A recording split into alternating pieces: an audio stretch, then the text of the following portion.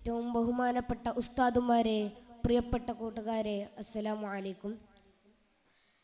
പരിശുദ്ധ ഖുർആൻ മാനവികതയുടെ ആമുഖം എന്നതിനെക്കുറിച്ച് ഫറാസ്റ്റോ എന്ന ഈ പ്രൗഢമായ വേദിയിൽ അല്പം പറഞ്ഞു ഞാൻ നിർത്താം. പരിശുദ്ധ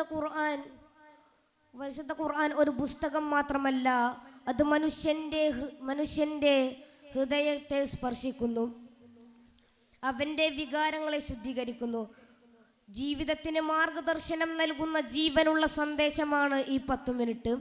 പ്രസംഗത്തിൽ ഖുർആന്റെ ദിവ്യത, മനസ്സുമായുള്ള അതിൻ്റെ ബന്ധം, നമ്മുടെ ജീവിതത്തിൽ അതിൻ്റെ പ്രാധാന്യം എന്നിവയെക്കുറിച്ച് നമുക്ക് ആലോചിക്കാം. ഖുർആൻ എന്താണ്? പരിശുദ്ധ ഖുർആൻ അള്ളാഹുവിൻ്റെ വചനമാണ്. നബി സല്ലല്ലാഹു അലൈഹി വസല്ലമ മുഖേന 23 വർഷങ്ങൾക്കിടെ അവതരിച്ച 114 അധ്യായങ്ങളും 6236 വാക്യങ്ങളും 77,000-ലധികം വാക്കുകളുമാണ്. ഇവയെല്ലാം അടങ്ങിയ ഈ ഗ്രന്ഥം അറബി ഭാഷയുടെ കാവ്യാത്മക സൗന്ദര്യത്തിൽ അവതരിച്ചു. നിശ്ചയമായും ഈ ഗ്രന്ഥം ഞങ്ങൾ അറബി ഖുർആനായി അവതരിച്ചു.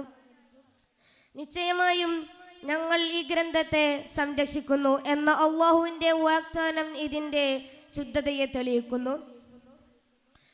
പരിശുദ്ധ ഖുർആൻ മനുഷ്യൻ്റെ വികാരങ്ങളെ മനസ്സിലാക്കുന്നു. സമാധാനം, ദുഃഖം, ഭയം, പ്രതീക്ഷ എന്നീ വികാരങ്ങളെല്ലാം അതിൻ്റെ ആയത്തുകളിൽ പ്രതിഫലിക്കുന്നു.